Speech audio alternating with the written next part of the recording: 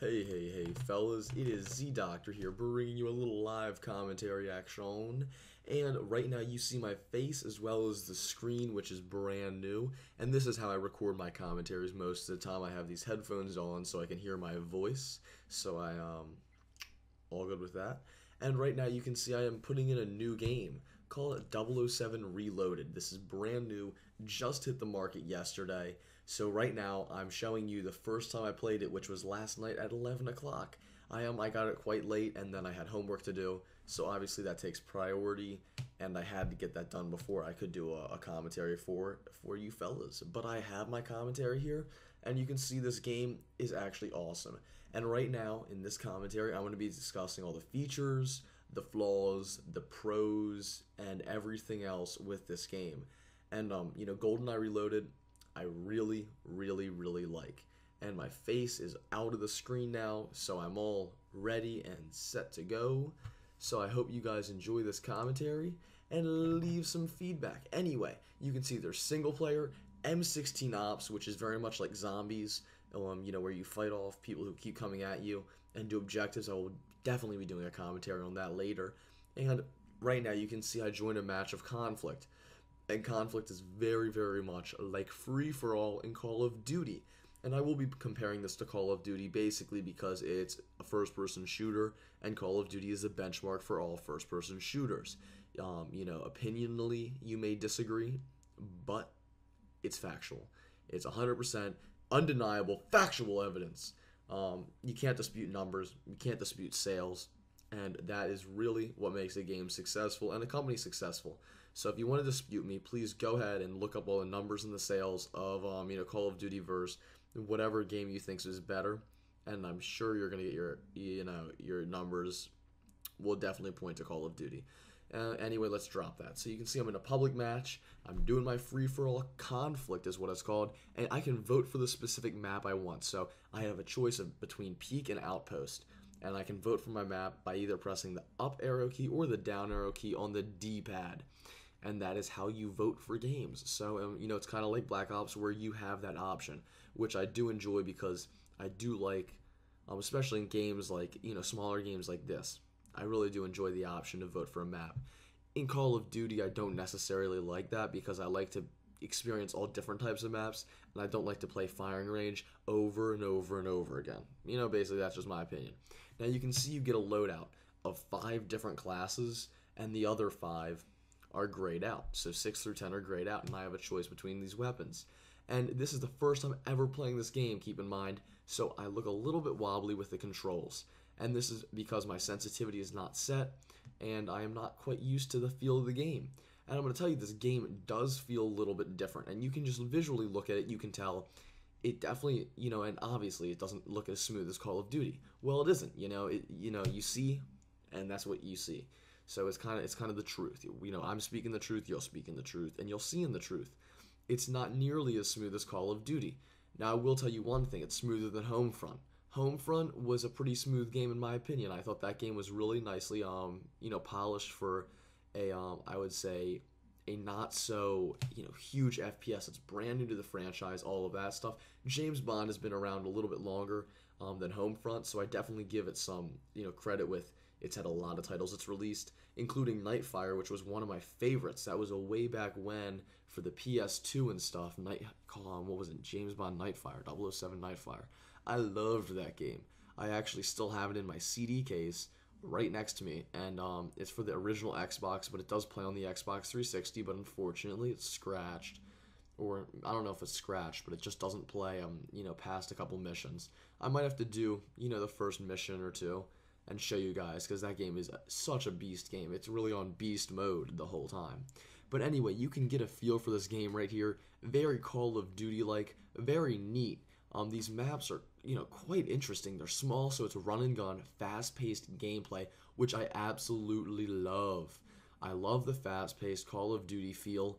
And Call of Duty isn't always the fastest gameplay. Usually there's Harriers in the sky and I get pissed off. But you'll see in this gameplay, there's never a dull moment. I literally always am seeing someone or, always know where someone is, whether it's on the mini-map or not.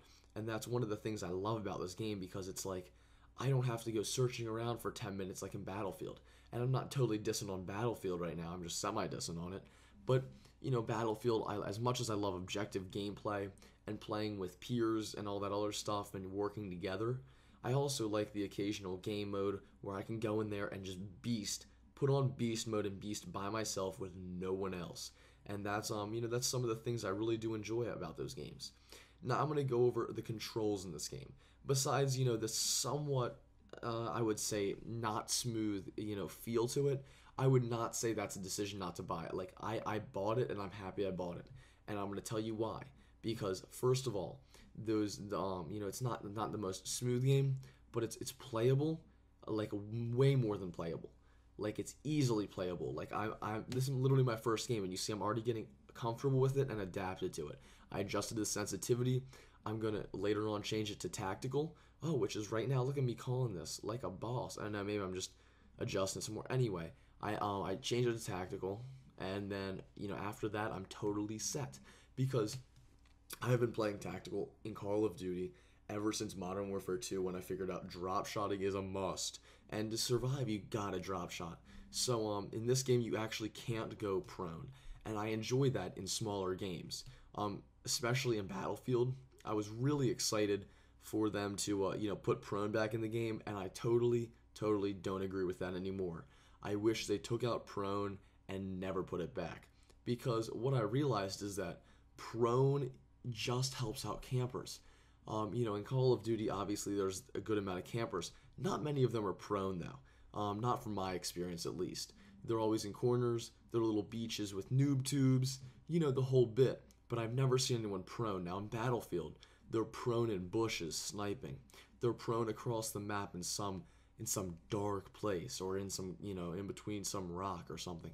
It's that kind of stuff that's just, oh my god, it's so obnoxious. I was just kind of like, wow, that is so annoying. But, that's a different rant for a different time. Now, you can see this map is quite small, and that's what helps keep this gameplay going smooth and very fun and very fast. And, with the huge maps that Call of Duty has been implementing lately, it doesn't work out as well. And with small maps like this, I think it works out really, really well. And as we all know, one of the community's favorite maps in Call of Duty Black Ops was what? It was Firing Range. Firing Range was one of the smaller maps in the game that was still balanced, but still run and gun gameplay.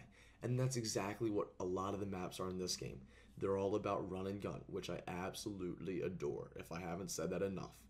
Now, you can see I'm switching guns. The guns have a really specific and really nice feel to them. Each one has its own personality. In Call of Duty Black Ops, I felt that for the most part, but it literally wasn't as strong as this. In this game, and besides that random snipe, that pissed me off. I was like, where did that come from? I have no clue, honestly. But yeah, the guns in this game, they have really nice controller vibrations. I haven't played a game that really utilizes the rumble packs as much as they can, and this game doesn't. And I'm going to tell you, it's not obnoxious. I'm before you get the impression that I'm saying, oh yeah, it rumbles my fingers off my hands. No, it rumbles just enough where you have the feeling of, oh, look at me, I'm shooting a gun. You know what I'm saying? And I like that. I like to have that feel of, damn, this gun is powerful, or damn, this gun's a little bit weaker. This gun, shoots just a lot smoother, is not as, boom, boom, no kick. It's that kind of thing, because they're utilizing the rumble packs in that sense. It really does help out with getting a feel for what your favorite gun and favorite weapon might turn out to be. This game is overall, I would give it an 8 out of 10. For right now. I haven't played campaign, keep in mind, and I haven't played M16 Ops. And I've just played a few games on this multiplayer, and you can see I'm 13-10, and I lost this game. I'm definitely playing some more games later tonight, and I will be testing this out some more. I'll get back to all you fellas on my updates, and if you want to see some more gameplay, please just give this video a like and a favorite. Whatever you think it deserves. Leave a comment if you have any questions or comments or concerns. So long, fellas. Z Doctor is out.